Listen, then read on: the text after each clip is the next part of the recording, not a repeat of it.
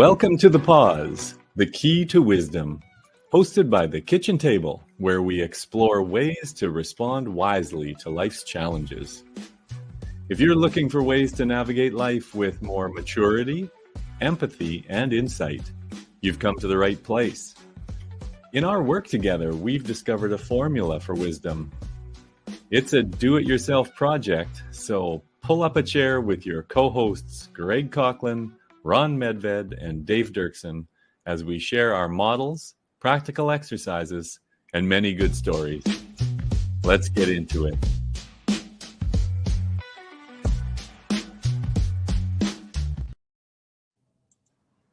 Well, welcome, guys. I mean, this is sort of fun because we've been working on this wisdom project for a number of, well, I just did the count. We did 20 podcasts, and we started almost 2 years ago.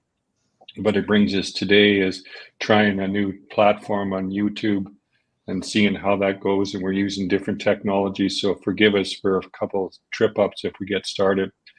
One of the things that I wanted to bring up is that we wanted to introduce the project, and our goal on this episode, number one, I think, Dave, we've got 22 episodes or something of that nature that we'll cover off, but this is the beginning of a show. Today's episode is really talking about the goal of the project, and we thought it would be helpful for you to understand who we are and why we're here. So let me pause there for a second. We'll overuse the word pause because the project is we've come to know the project as pause and enriching the space between stimulus and response. So Dave, Ron, comments, questions, additions to that? Well, I think one thing that we've learned and we've talked about is that there's a difference between knowledge and wisdom. And so all of us, not just the three of us, but a lot of our friends and our viewers, a lot of them are educated folks. They've been piling up the bricks of knowledge, but sort of the essence of the project is how do you take your knowledge and use it wisely, and so anyway, I think that sort of the stimulus, things happen to us in our life, and take a deep breath and pause. Yeah. Dave, thoughts on that as you're starting?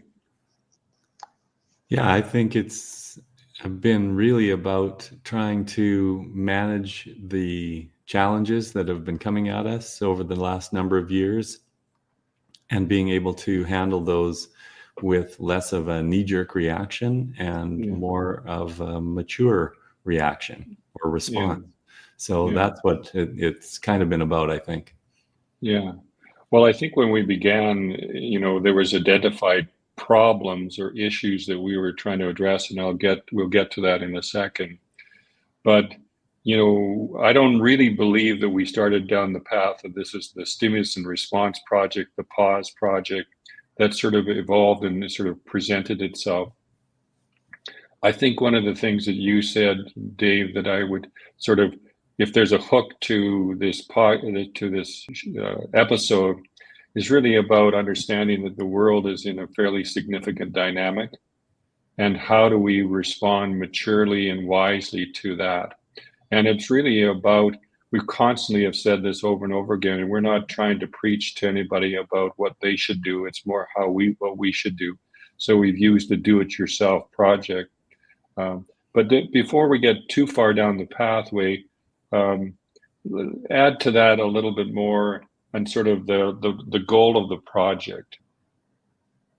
Well, I think the goal of the project is a little bit different for each of us, as it would be for any of our listeners.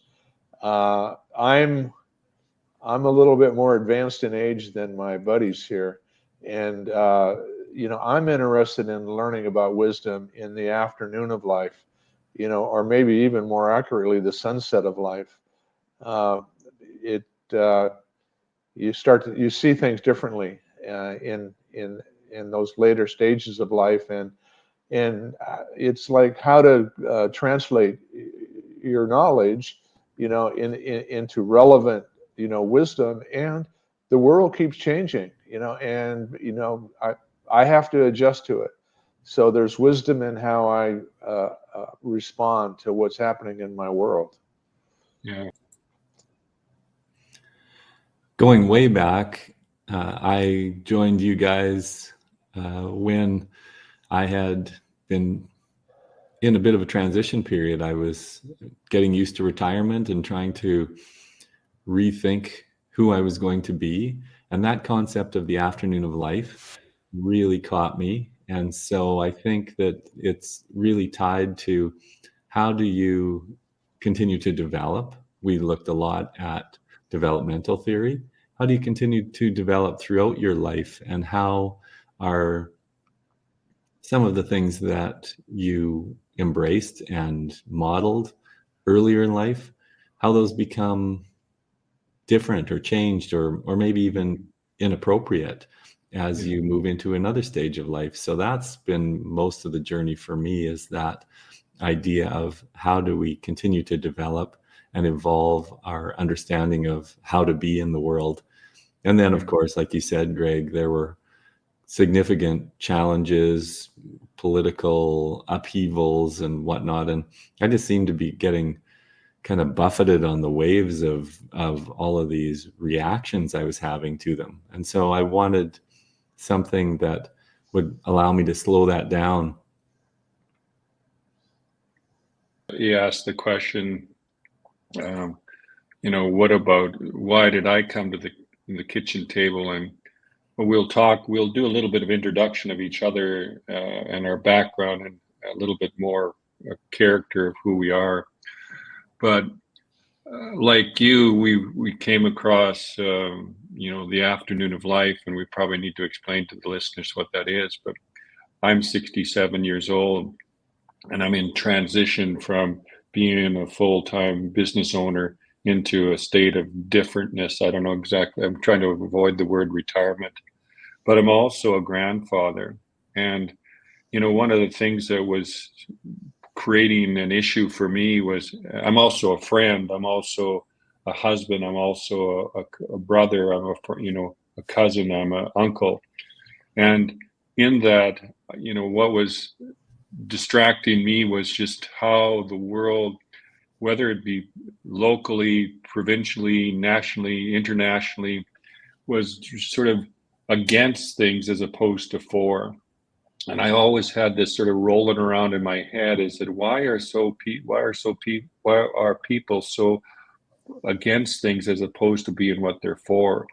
And so the project, when we started with that, that stimulus to response, the stimulus of against to response of for, that was sort of attractive to me.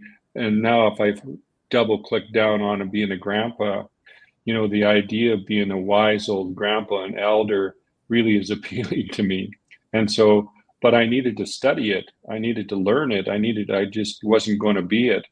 And so I think, Ron, you said it well, is that for each one of us, we came to the table, the kitchen table, to discuss and explore and what is wisdom, and what's it look like, and what's it look like in action.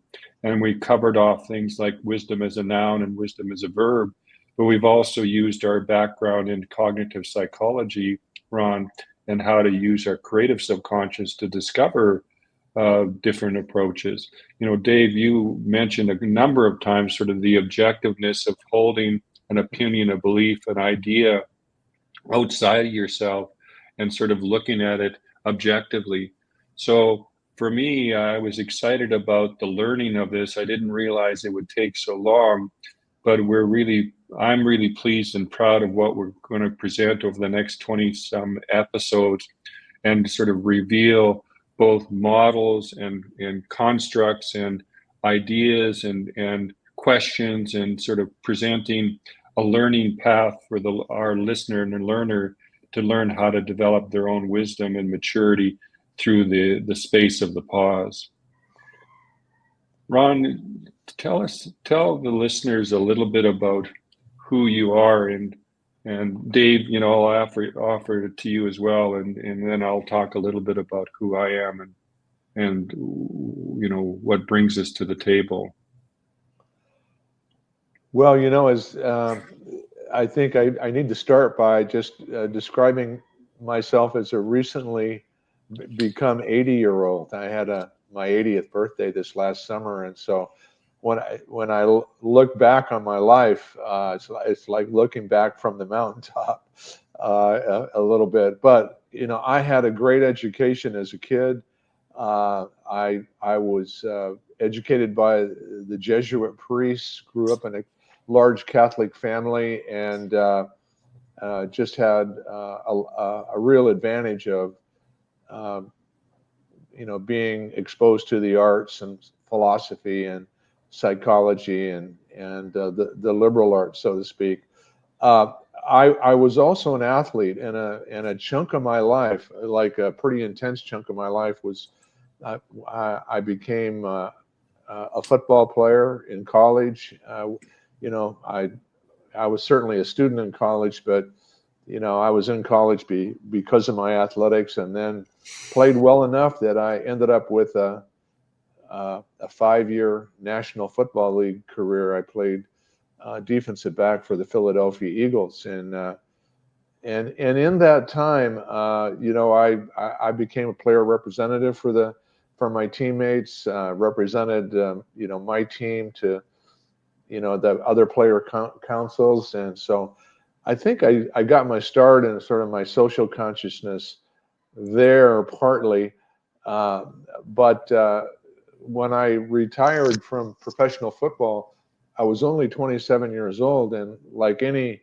professional athlete, I mean, you need to reinvent yourself. You need to, what am I going to do now? I mean, some people were successful enough where they could retire right then and not work anymore. But back in my day, that was pretty rare. But I'm glad I wasn't in that category, because I ended up in the same profession as Gregg.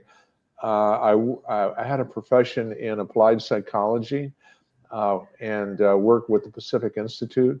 When I was an athlete, there was a lot of psychology, behind, my athletic performances, and I turned that into a profession where was able to take that knowledge, the knowledge of the Pacific Institute in Seattle, Washington, able to take it all over the world, literally. And I had a chance to have a 40-year career at the Pacific Institute, and so I've been retired 2 years now, and I think sort of the need for wisdom, not knowledge, has really kicked in, and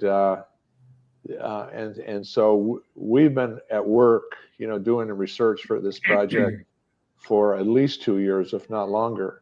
And so that's who I am, and I'm dealing with a body that's slowing down, that's a little bit crippled from a number of surgeries, and so it's kind of a question of who am I now, and what am I going to do, and so this study of wisdom is certainly right on the money for me. I'll throw it back to you, Gregg. Yeah, wonderful. I'm hearing chickens in the background once again, and so you're coming to us from Puerto Vallarta. Yeah. I hear them now. The roosters are lovely. I mean, they are a welcome sound to me anyway. In the morning, they're obviously up and crowing at dawn, and there's just a sort of a consistent reminder of one of the things why we like to come here. My wife and I have taken a month out of every year and come to Mexico to charge our batteries up and to sort of reflect on life. And so here we are again. This is, I don't know, I've lost count, but it's 36 or 37 times we've been here.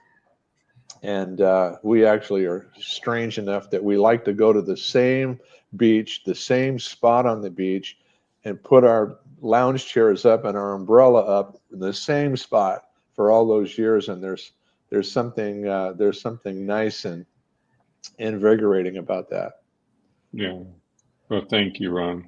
Dave, we've been longtime friends and coaches and parents of the same boys that hang out, and so, but welcome to the kitchen table and also to the project. You've jumped in with both feet and both arms and your head, and so and your heart. So it's been terrific. But tell us a little bit about you. Yeah, I'm born and raised Saskatoon, Saskatchewan, Canada boy. So strangely, growing up very urban in what is mostly a rural part of the year or part of the country. So anyway, yeah, I mean, I've spent my career as an educator and teacher and administrator and professional development leader, and so I've always had a learning mentality, and I like to think of myself as someone who's always trying to strive to find new ways. I'm definitely interested in innovation and new ways of thinking. And so when I retired, there was that transition period that I mentioned earlier, and it was a little bit of an interesting challenge, but also a great opportunity to reinvent myself entirely after being an educator and being one of those people who, as a public school educator and administrator, you're the keeper of the rules. And, I always saw myself more as someone who reinvented the rules. So this project has been great for reinvention. I have 3 kids and have done tons of athletic coaching, but I was never really a great athletic coach in terms of success, in terms of wins and losses. I really thought it was a developmental experience. And so I'm kind of bringing that same mentality to this. It's not about wins and losses. It's about continuous development and finding new and practical ways to do things, and that's kind of what I've always been about. I'm a game inventor more than a game perfecter. So but we go way back, you and I, Greg, in terms of our kids going to daycare together and growing up, and you and I spent lots of time doing some pretty innovative with athletic coaching with young kids. We don't need all of that, but I think they look back as a great developmental, great friendship building experience, which is, I think, part of what we're looking for. So anyway, that's me. I'm a little younger than you guys. I'm just 61 at this point, and so I gain a lot of wisdom from those who have traveled some of these paths before me and have experienced some of these challenges of reinventing as you age. So yeah, that's me. Well, and we both of you have shared experiences with. So Ron and I have worked with the Pacific Institute, for him for 40 years and me for just under 30 years. And that was a great opportunity just because it constantly challenged and learning and experimenting and exploring. And so I got the bug of the wisdom explorer. And so I really enjoy this project because it's this territory of continuous learning and challenging and wondering about and never being quite satisfied that we've ever settled on it. We got it yet.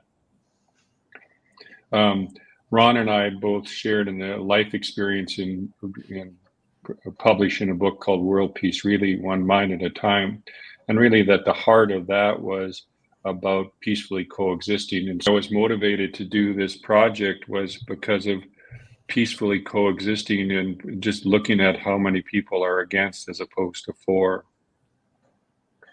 Dave, I don't think I've maybe mentioned this enough, but Dave was a counsel to me on my first book on love leadership. And that book was about how love plays a role in leadership. And so it's not so surprising that I would be here at the kitchen table 30 years later and still talking about love and peace, because it's really, what we've sort of identified an undercurrent for me is that, it used to be kindness was something that you encouraged. And it seems like the world is unkind or is becoming, we were also talking about being woke, and I want to be woke as opposed to not being woke. And so there's this sort of counterculture that's been forming. In contrast to Ron's upbringing with a theological background, I didn't have much of a theological background. Religion didn't really play a significant role in my world, but social did. And so being part of a community, being from Saskatchewan and being part of a community here, being part of friends, being part of a team, being part of a family, it's a big deal for me. And so now I take my job seriously as a grandfather and, trying to be able to create situations where I can instruct and help my grandkids learn, and my fully grown adult kids learn and grow as well. So this constant aspiration to continue to search and grow and explore, it's just been a joy this project has brought to me along the way. No, Greg, I think you mentioned it a minute ago, but it's like, how do you age gracefully? How do you age effectively? And what you don't want to be, I don't think, or what the three of us would say you don't want to be, is that you don't want to be at someone's throat, all the time and being and fighting battles. But is there a way to leverage what we all have in common? And the thing is that what I don't think we all have in common is, what does it mean to age? And actually, we got a lot to learn about what gracefully means. So it's a coincidence. It's a useful coincidence that I'm down in the States, and we just had our presidential election, and it was a big surprise to at least half of the country down here. And it's like we've got a real wild and overwhelming presence of a media establishment down here, and not just down here, but everywhere in the world, and up in Canada too. But it's like one of my most recent experiences is it is a coincidence, maybe not a coincidence so much, that I graduated in political science that was my major when I was in college. And I just have recently had the experience of having my bubble burst, on a lot of things that I believed were going to happen. I mean, my core beliefs have not changed, but I had developed opinions, over the last number of years about the way the world was evolving or should evolve. Who ought to be in leaders, who ought to be listened to, in the world. And we've got a media, that's down here and up there and all over the world, that's just feeding us constant information every day. And I think one of the things that I've gotten out of our time together studying wisdom is that wisdom is not about a deluge of information. It's not even about like a wealth of knowledge. It's if you distill that out, what do you have that's really useful and life-giving on a day-to-day basis? And so I've never needed wisdom more than now. So I'm willing to talk about that some as we go forward here in our program. Yeah. One of the influences of us in our life has been Viktor Franko's, and this particular quote: "He who lives in the concentration camp remember the men who walked through the huts comforting others and giving away their last piece of bread. What I've jumped to the conclusion, but those who choose to attitude in giving the circumstance to choose one's own way. I know this is a long quote, but it was essentially the stimulus and the spot. And what I hear on your conversation, Ron, is just the importance of where we came to is understanding that the world is creating a stimulus. And how do we not knee-jerk and respond? And so creating that space in between the stimulus and response, and that really became our wisdom project, was the stimulus to response, the power of the pause. Dave, thoughts on that or additions to that? Yeah, I think it's important to note that throughout we acknowledge that we weren't attempting to create an ultimate truth that everyone should embrace in terms of what wisdom would look like in their lives. We were doing this to try and find wisdom in our own lives. Mm-hmm. We were attempting to develop ways to move our experience and knowledge through maturity into an understanding, a deep understanding of what kind of responses created benefit for us and for others, which is our kind of working definition of wisdom. So it was, we put right in the intro, it's a do-it-yourself project. We're not trying to tell people what a wise response would be for them.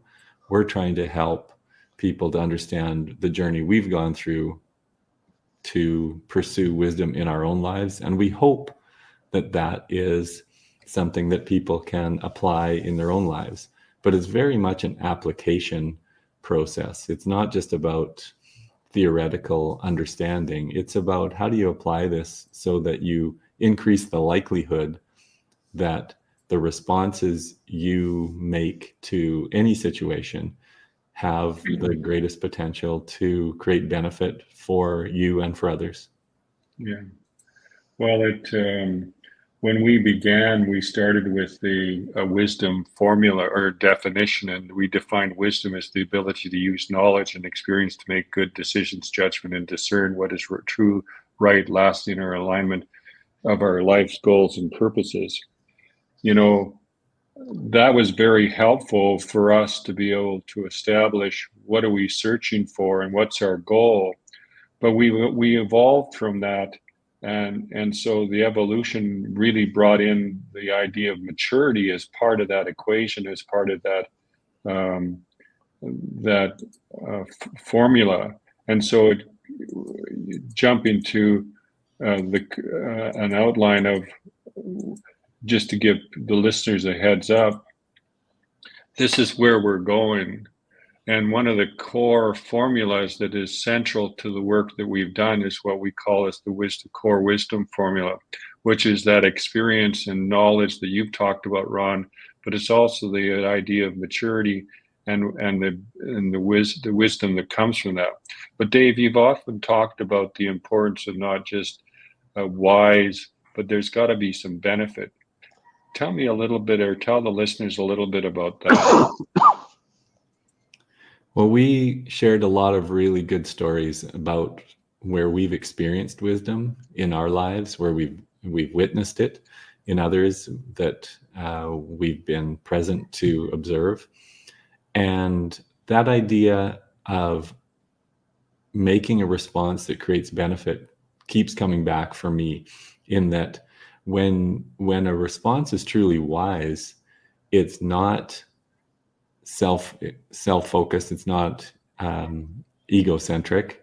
It's generally taking into account those things that are happening in that context and responding in a way that others around you can see is beneficial. So I look forward to, I mean, we're getting started here, but I look forward to sharing some of those stories and some of the ways of understanding how that wisdom comes into play after a really significant pause. Yeah, I think we talked about it as this formula being experience, knowledge, and maturity equals wisdom, but we put a plus in there, and that was really the wise response with benefit. And the measurement of wisdom is wise response that creates a benefit. So it wasn't, it wasn't just being wise, it was actually putting into action the wisdom that you've come to. Now, back to sort of the introductions of why you're here and what are the goals that we're on, what's our goal? Can you shape a little bit more, convey a little bit more about why we're here? I'll take a stab at that, Greg. I think my understanding of why we're here has evolved and morphed a bit over the months and the years that we've been in this conversation, and I think that I think I had some misconceptions about what wisdom was. Yeah. I had some misconceptions about how to fix what ails the world, and I've had to sort of stop and pause and reevaluate quite a bit as we've gone through. The other thing is that there are forces in the world that are relatively new that have significant influence on our knowledge, our wisdom, and our sort of the way we are as human beings. There's a significant amount of information in the world. I'm just going to talk about the media right now, but there's so much information that's coming our way all the time, and we've got to be careful about how what we pick up and latch onto with this deluge of information. For example, if I have an opinion, I've got to realize that there's a technology of information that's wired up to feed me, what they think that I want to hear, and I think it's kind of a dangerous world, that we're living in now, and so I think when it comes to pause, I think that we need to sort of pause and seriously consider all that information that's coming our way. How much of it is actually good for me, and how much of it is dangerous. Yeah, well said, Ron. I think if I just reminisce a little bit about our world, of the psychology world that we lived in, one of the first things that I learned in our education was that people act in accordance to the truth as they believe it to be. And here's the important, not necessarily the real truth. And it really illuminated how important our beliefs are that drive our behavior. But the insight that was drawn for me, or came to conclusion on, was that sometimes what I believe to be true may not be true. Now, when you're talking about just the media and the speed of which we're getting content and how it's curated, it's just feeding our belief. And so I really appreciated what you said, is that you're starting to create a space between the stimulus of what you think to be true and the response to it. Is that at the heart of what you were saying? Yeah, I was saying that, and if I could just add a little bit, is that we gather information to support what we think is the truth. We gather information like especially from the media, and all of us hear about that all gets kind of collected and put into a bubble, and we live in that bubble. And so I think what I've learned, and especially through the election cycle, is that I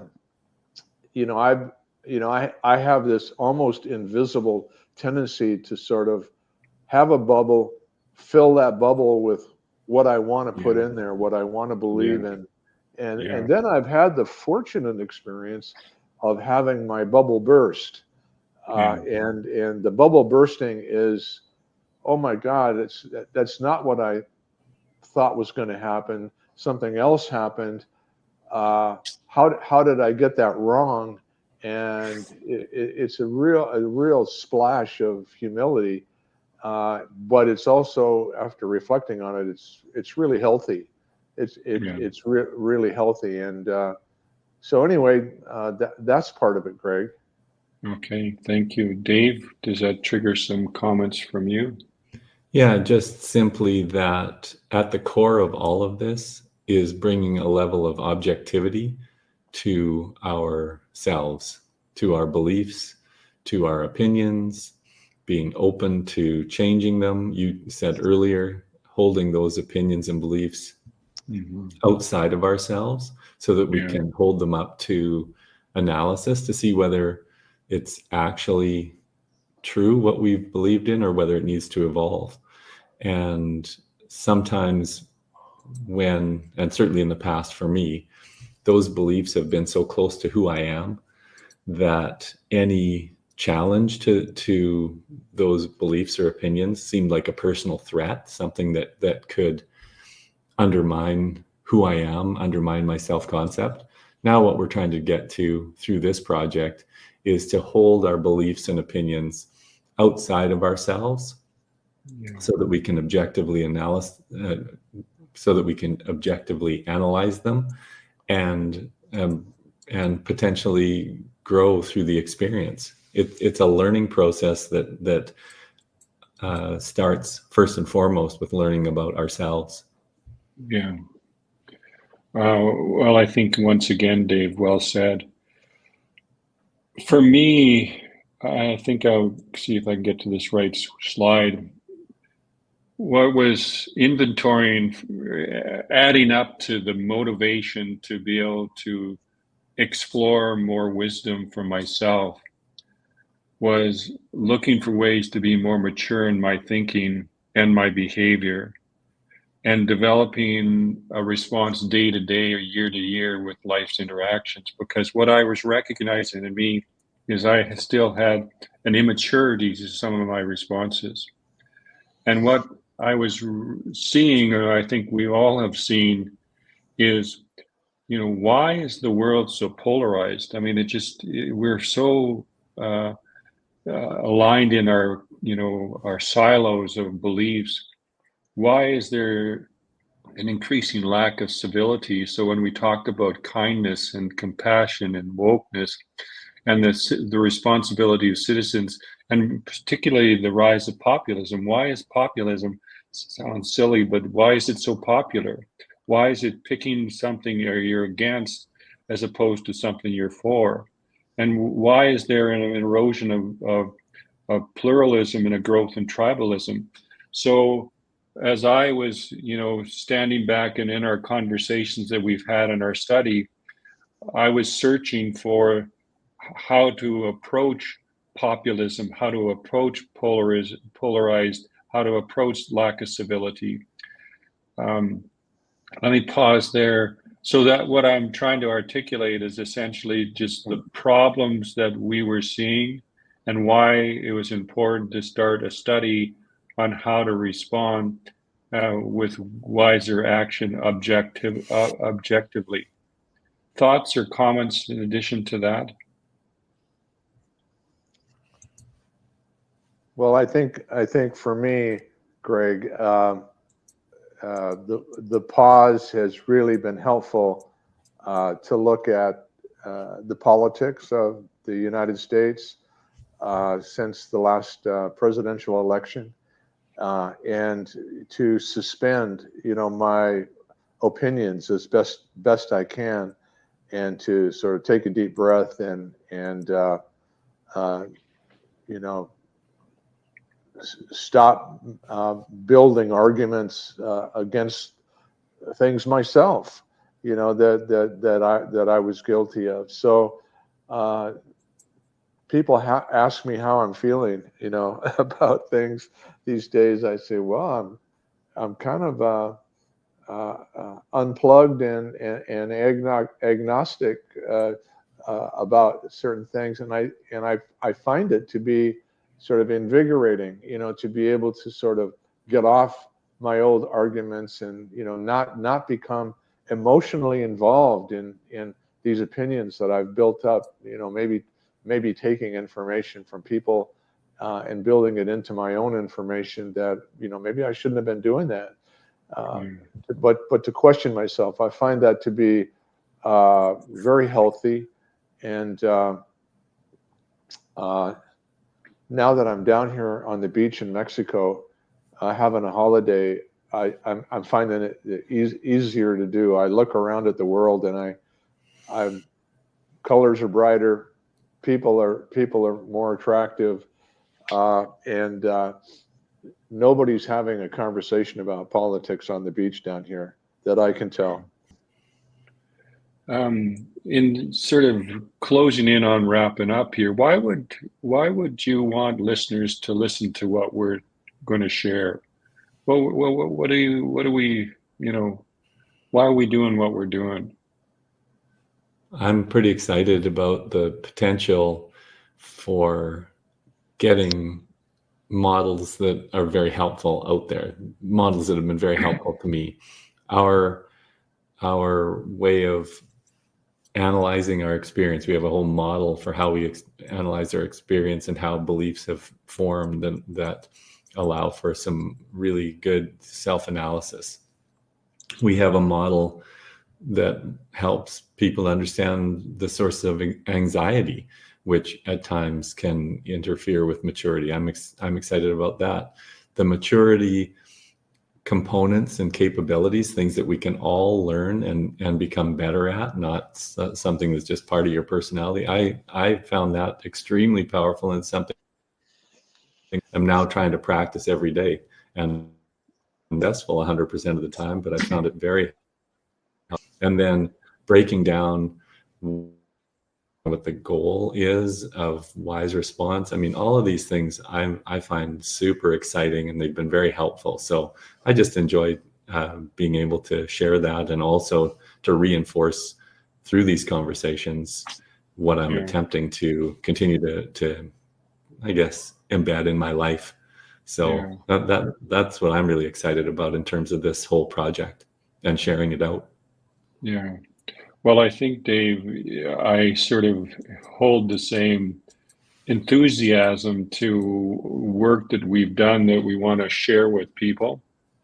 And so for the first while we were sort of on our wisdom project, we were sort of in an exploration process, trying to understand wisdom and the capabilities of maturity, and the nouns and the verbs and the constructs and all the things that we did that we're going to share.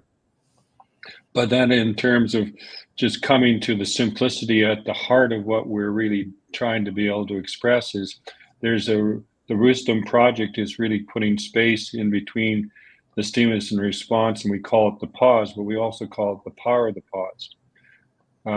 Over the next little bit, we're going to share explorations and workouts and practices and applications on how people can apply what we were learning. And we're going to do that through stories, models, workouts, practices, and applications. So I guess the message that I, wanted to convey from my perspective is just the idea that we have spent a duration of time refining and clarifying and translating complex into simple, or our attempt to do that. And now we've done our exploration, and we continue to explore. We affirm that, but now we want to share how to maybe apply this. So let me pause there. Any other closing comments before we wrap up? Nope, just ready to go. Yeah, good job of summarizing, both of you guys. Thanks for joining us at the kitchen table today.